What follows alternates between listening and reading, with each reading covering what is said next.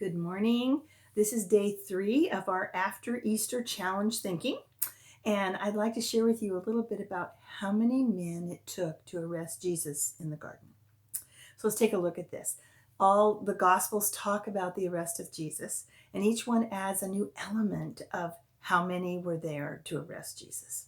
So the first thing we need to know is that the depiction, especially in Mark, is that it was an enormous group was there. And one of the things it talks about is the Roman soldiers.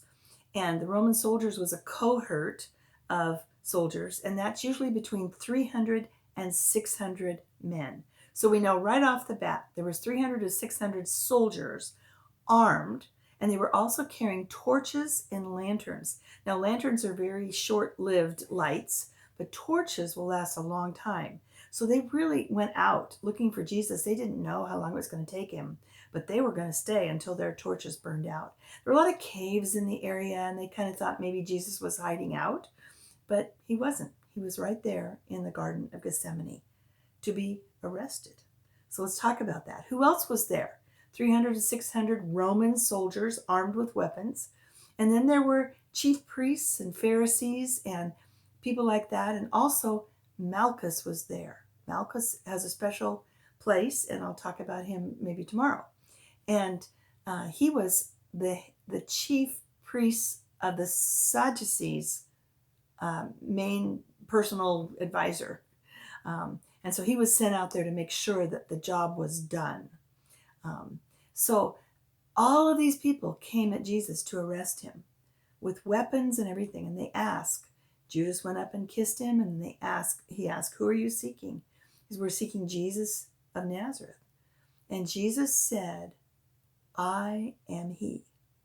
The same translation as was told to Moses, I am. I am.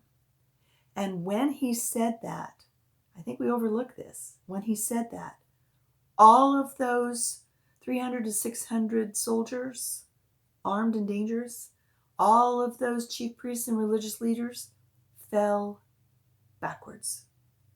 Jesus could have left. He didn't. He didn't. He wanted to let them know that you are not arresting me.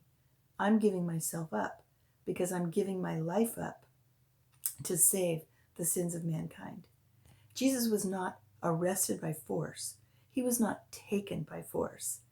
He surrendered himself. He showed them, there's no way that you can take me. He even told, I think it was Herod, he even told him that, you're not the one doing this. You don't have any power over me. Because when he said, I am, they all fell backwards. He could have just done that again and left, but he didn't, because he was giving his life up for us. They did not arrest him. He volunteered himself to do the work that God called him to do. I love that story. I love that story. God's blessings as you think about that.